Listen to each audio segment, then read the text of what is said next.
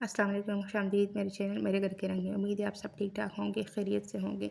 मेरी तबीयत थोड़ी सी ठीक नहीं है, तो आज घर के काम करने का बिल्कुल भी दिल नहीं हो रहा था। सोचा थोड़ा सा इस बगीचे में चली जाऊँ, फ्रेश हो जाऊँगी और अपनी बहनों के साथ एक खूबसूरत सा वाक़या भी शेयर कर लूँगी। वैसे एक बात पूछूँ, घर में सबसे ज़्यादा नाराज़गी किस बात पर होती है? बड़ी बातों पर? नहीं ना, अक्सर छोटी-छोटी बातों पर होती है।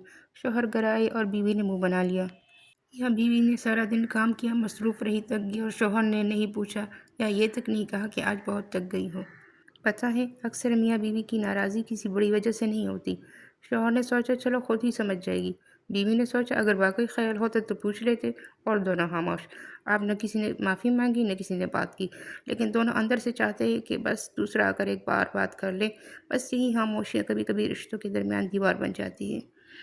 और अभी ये बात करते करते मुझे नबी करीम सल्लल्लाहु अलैहि वसल्लम और हज़रत आयशा रज़ियल्लाहु अन्हा का एक बहुत प्यारा वाक़या याद आ गया, जो शुरू में मैंने कहा था कि मैं आप लोगों के साथ शेयर करूँगी।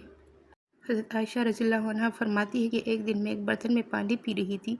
मैंने पानी पिया और बर्तन रख दिया कि इतने में नबी करीम सल्लल्लाहु अलैहि वसल्लम तशरीफ़ लाए और पूछा, आयशा तुमने इस बर्तन में किस जगह से मुँह लगा कर पानी पिया था? हज़रत आयशा सिद्दीक़ा रज़ियल्लाहु अन्हा कहती है कि मैंने उस जगह की निशानदही कर दी, तो नबी करीम सल्लल्लाहु अलैहि वसल्लम ने बर्तन उठाकर ख़ास उसी जगह से अपने होंठ मुबारक लगा लिए और उसी जगह से पानी पिया। वैसे अगर कोई शौहर अपनी बीवी को इस कदर प्यार देगा तो बीवी का दिमाग ख़राब है कि वो घर आबाद नहीं करेगी, बल्कि वो तो घर आबाद करने के लिए अपनी जान की बाजी लगा देगी। एक बात मैंने अपनी ज़िंदगी में नोट की है, अक्सर बीवियाँ ये सोचती हैं कि शौहर को बदलना है और शौहर ये सोचता है कि बीवी बदल जाए। इसी इंतज़ार में साल गुजर जाते हैं।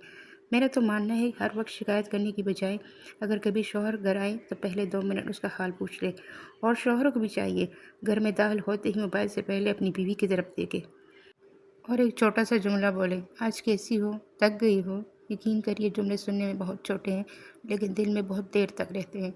और एक बात बहनों के लिए भी, हर बात पे फ़ौरन बहस शुरू ना किया करे, कभी शौहर थका हुआ भी होता है। अगर मसला ज़रूरी है तो सही वक्त का इंतज़ार कर ले, बात भी हो जाएगी और दिल भी नहीं दुखेगा। और आहे में एक सवाल, आपके हाल में घर में मोहब्बत बढ़ाने वाली सबसे अच्छी आदत कौन सी है? आज के लिए इतना ही। अल्लाह हाफ़िज़, फिर मिलेंगे मेरे घर के रंग में।